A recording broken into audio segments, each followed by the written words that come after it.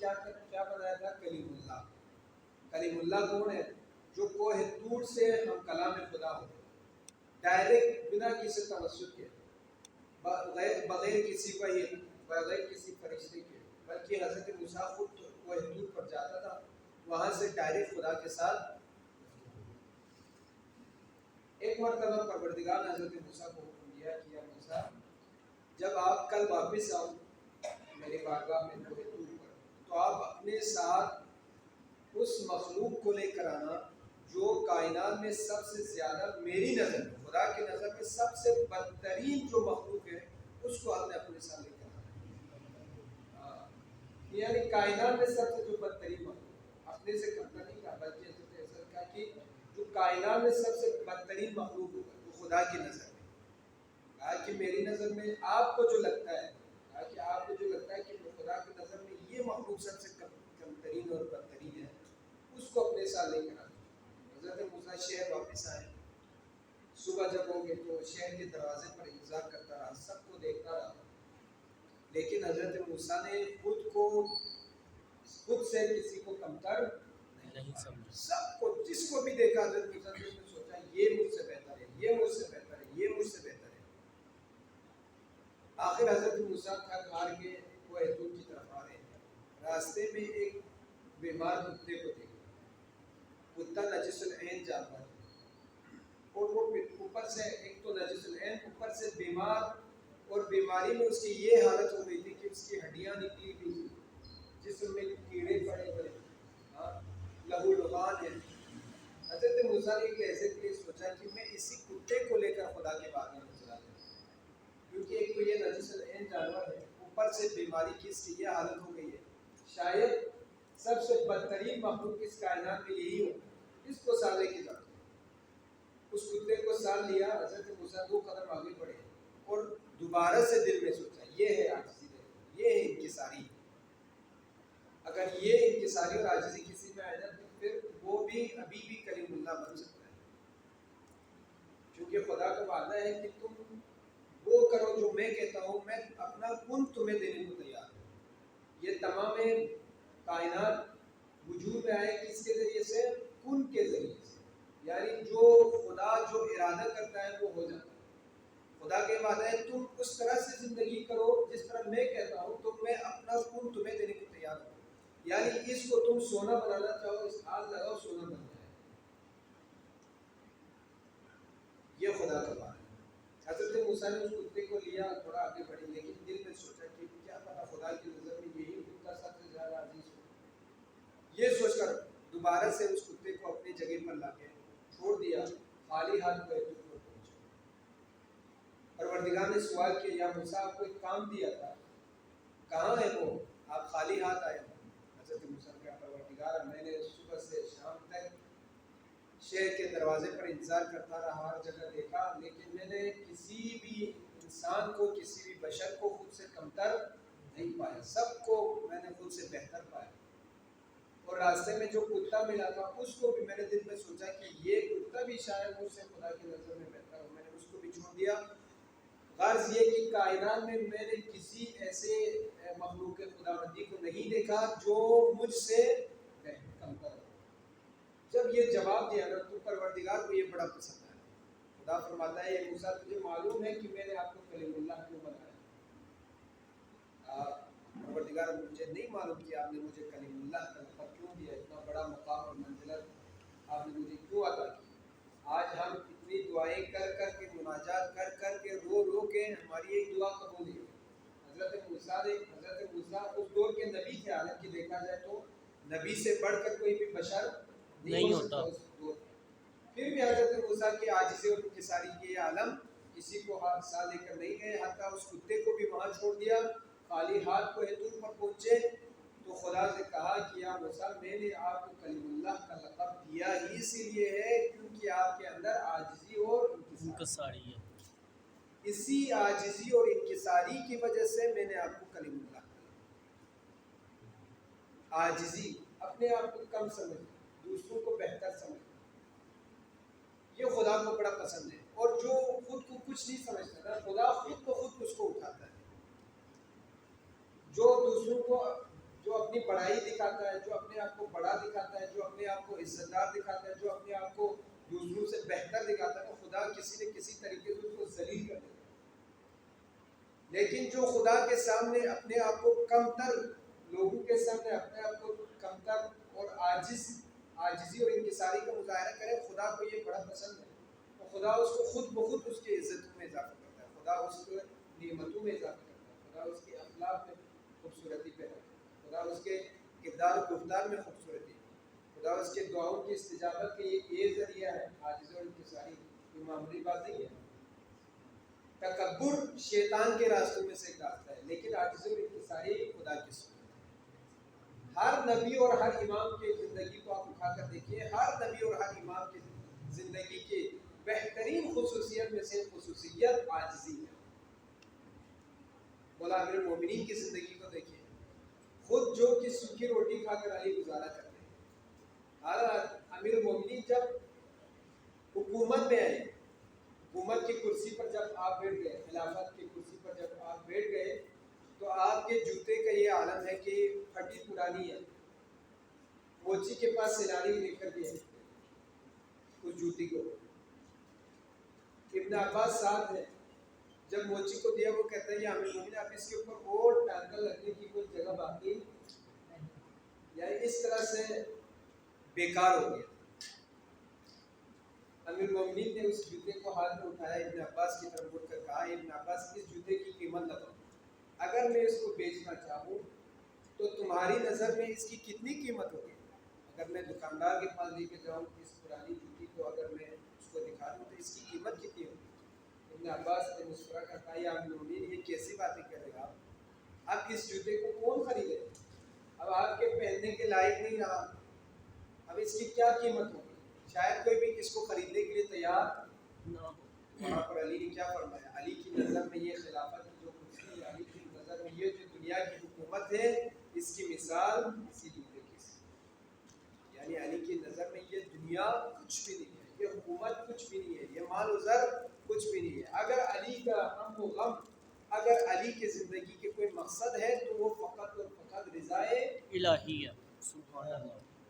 ہر لینے والا سانس، علی کا ہر لینے والا قدم، دیکھو نا، اسی لیے ضربت علی کی یوم الخندق افضل من عبادت الثقلین، علی کی ایک ضربت خندق کے دن عبادت افضل ہے تمام ثقلین کی عبادت سے۔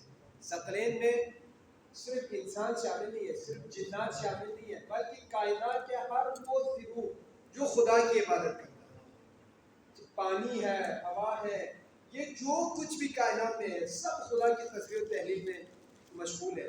ان تمام چیزوں کی عبادت کو کل قیامت کے دن ایک سائڈ پلڑی میں رکھیں اور علی کی اس ضربت کو ایک سائڈ میں رکھیں تو علی کی ضربت بڑھتی ہے۔ کیوں ہے؟ کیونکہ علی نے اس ضربت کو فقط اور فقط رضائے پروردگار کی، بے شک مرحب کو نیچے مار گرایا، جب مولا اس کے سینے پہ چڑھ گئے تو اس نے مولا کے ساتھ احانت کی۔ ظاہر سی بات ہے جب کوئی کسی کے ساتھ برائی کرتا ہے، یہ فطرت انسانی کا تقاضا ہے کہ اس کو غصہ آتا ہے۔ حالانکہ امیر المومنین نے غصے کا مظاہرہ نہیں کیا، لیکن پھر بھی علی نے دل میں سوچا کہ اگر میں اسی وقت اس کو ماروں تو یہ اپنے بدلے کے لیے، چونکہ اس نے امیر المومنین کے ساتھ احانت کی ہے اور اسی وقت امیر المومنین نے اس کو کاٹ دیا، تو یہ اللہ کے لیے نہیں بلکہ خود علی کے لیے۔ ایک دفعہ میدان کا چکر کاٹا، اس کے بعد غصے کو ٹھنڈا کیا، دوبارہ آیا، فقط اور فقط رضا الہی کے لیے جب اس پر وار کیا تو یہ وار اللہ کو اتنا پسند آیا کہ رسول گرامی فرماتے ہیں کہ علی کی ایک ضربت ثقلین کی عبادت سے بھی افضل ہے۔ یہ کس وجہ سے ہے؟ وہ اس نیت کی وجہ سے ہے۔ میں نے کل بھی کہا تھا کہ ہر عبادت کا دار و مدار اس کی نیت کے اوپر ہے، اور نیت میں پاکیزگی ہو تو پھر دیکھو امیر المومنین کی ایک ضربت ثقلین کی عبادت سے بہتر ہے۔ تو عزیزان، میں نے اس بات کو یاد رکھیں، یہ قرآن، یہ مہینہ قرآن کا مہینہ ہے، یہ مہینہ قرآن کا مہینہ، قرآن سے تمسک ہے، اور یہ قرآن ہی ہے جس کو رسول اللہ نے اپنی زندگی میں ہمارے درمیان چھوڑ کر گئے۔ آخری وقت میں یہی فرمایا کہ میں تمہارے درمیان دو گرانبہا چیزوں کو چھوڑ کے جا رہا ہوں، ایک میری فطرت ہے، میرے ان دونوں کے ساتھ تمسک میں رہنا، کبھی گمراہی میں اگر ان سے جدا ہو جائے. اور ہاں کچھ لوگ ہیں دنیا میں جنہوں نے قرآن کو لیا ہے، اہل بیت کو چھوڑ دیا، وہ بھی گمراہی میں ہے. اور کچھ ہے جس نے اہل بیت کو لیا ہے، قرآن کو چھوڑ دیا، وہ بھی گمراہی میں ہے. قرآن اور اہل بیت کبھی بھی ایک دوسرے سے جدا نہیں ہو سکتے. خود رسول اللہ نے فرمایا کہ یہ دونوں کبھی جدا نہیں ہوں گے حتیٰ حوض کوثر سے مجھ سے ملاقات کریں گے. تو ان کو جدا کرنا یعنی گمراہی میں جانا، ان کو جدا کرنا یعنی صراط المستقیم سے ہٹ جانا.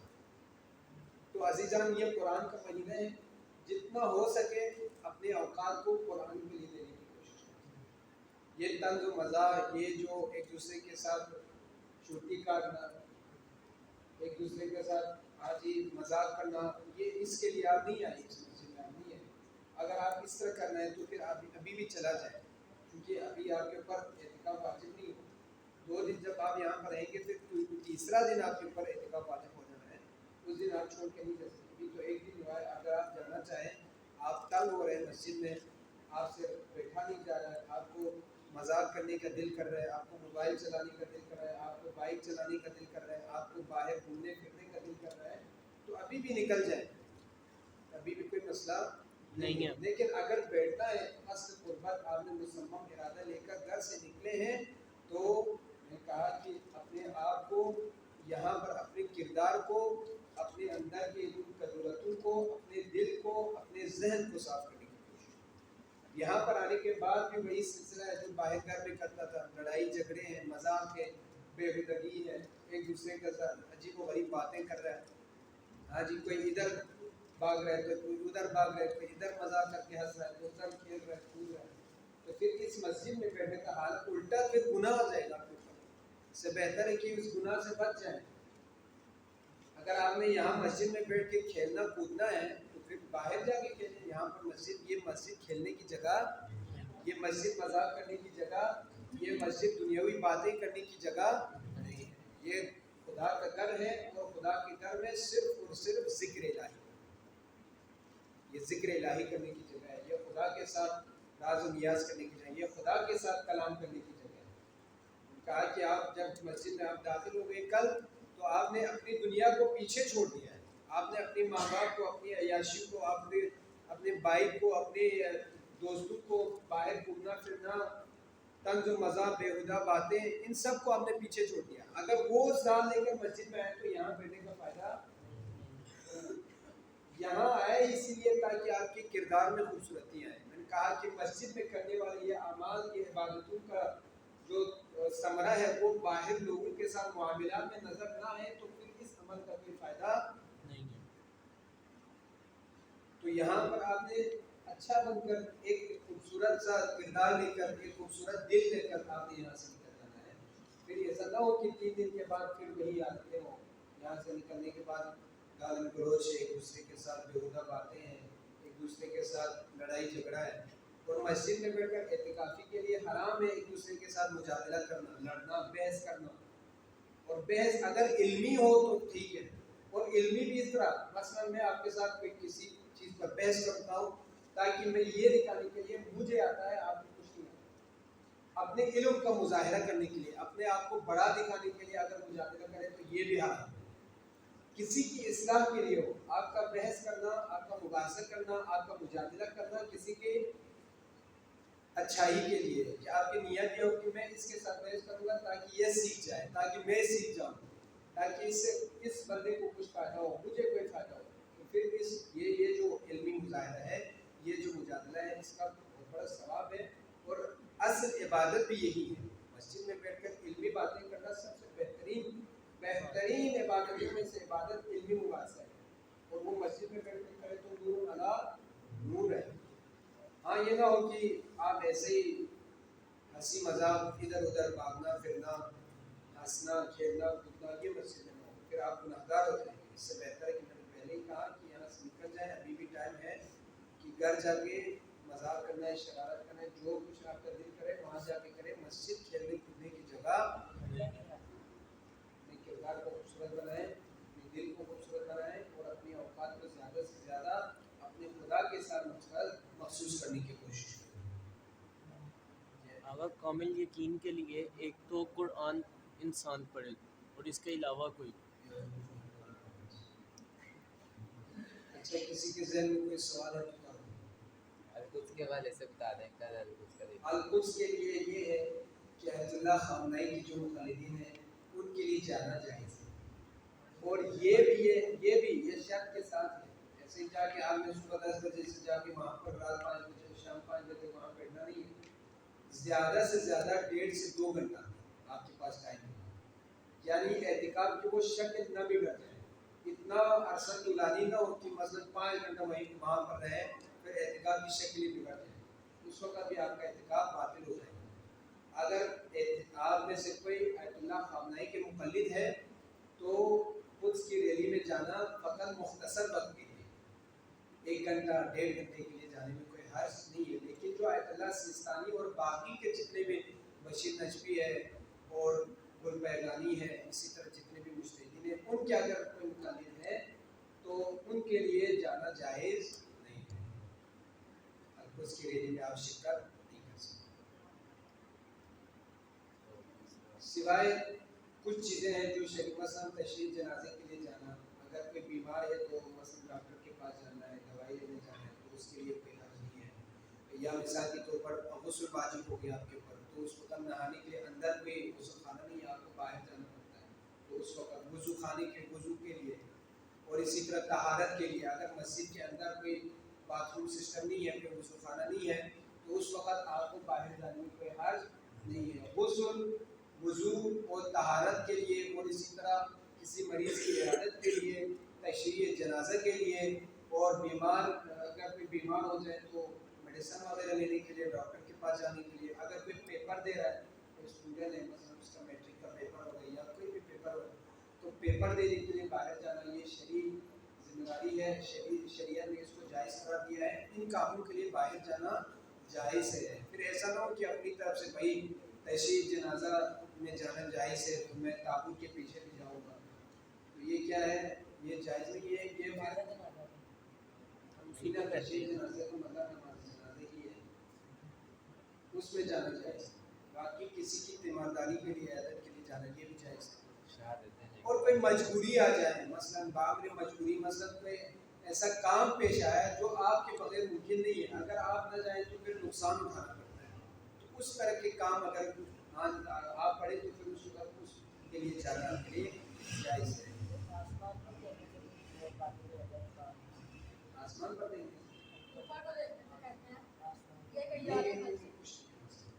اوپر دیکھتے رہو تو لیٹے رہو، اوپر دیکھتے رہو. یہاں سے باہر ہی نکلنا ہے. یہ جو مسجد کا حدود، یہ جو اندر کمرہ ہے یہ مسجد کا حدود نہیں ہے. آپ اگر یہاں جاؤ گے تو پھر آپ کا اعتکاف ٹوٹ جائے گا، اس کا خیال رکھیں. مسجد کے احاطے میں آپ جہاں بیٹھے، آپ دائیں دیکھیں بائیں دیکھیں اوپر دیکھیں نیچے دیکھیں، کوئی مسئلہ نہیں ہے. خوشبو سونگنا، کہیں پر کوئی عطر پڑا ہوا ہے، کوئی پھول پڑا ہوا ہے تو اس کو آپ نے اپنے ہاتھ میں لے کے اس کو سونگنا نہیں ہے، یہ بھی آپ کے لیے حرام ہے. کا مجادلہ مباحثہ لڑائی جھگڑا یہ بھی حرام ہے. اور باقی روزے کی حالت میں خوشبو سونگنا، روزے کی حالت میں خوشبو سونگنا نہیں، روزے کی حالت میں نہ، روزے کی حالت میں تو مکروہ ہے نا. اب یہ اعتکاف میں جب آپ بیٹھے تو پھر حرام ہے. سوئے رہے تو پھر فائدہ نہیں ہے نا اس اعتکاف کا. میں نے کہا کہ اعتکاف میں ہو تو اعتکاف میں یہاں عبادت کرنے نہ کہ سونے. سونا یہ مذاق کی کرنا ہے. اگر آپ نے باہر کے وہ شرارتیں لے کر آئے ہیں تو پھر آپ باہر جاتا ہے 1-2 گھنٹہ 3 گھنٹہ انسان تھک جاتا ہے، اس وقت سونے میں کوئی حرج نہیں ہے. لیکن مسلسل مثلا 24 گھنٹے میں پورا 12 گھنٹہ وہ سویا رہتا ہے، اس اعتکاف ٹوٹتا نہیں ہے اس سے، اس کے ثواب میں بھی کمی ہے. اثر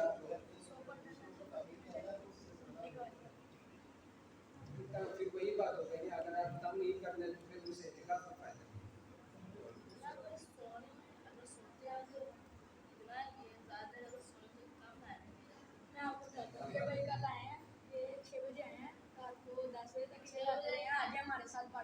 اور اعتکاف میں شرکت کے لیے اذان صبح سے پہلے، اذان صبح سے پہلے یہاں پہنچنا چاہیے. اور 3 دن اور حالت روزے میں 3 دن روزے کی حالت میں اگر کسی کا روزہ मसलन किसी वजह से कोई रोज़ा नहीं रख सकता, कोई मुसाफिर है, तो फिर उसके ऊपर एहतिकाफ, उसका एहतिकाफ सही नहीं है।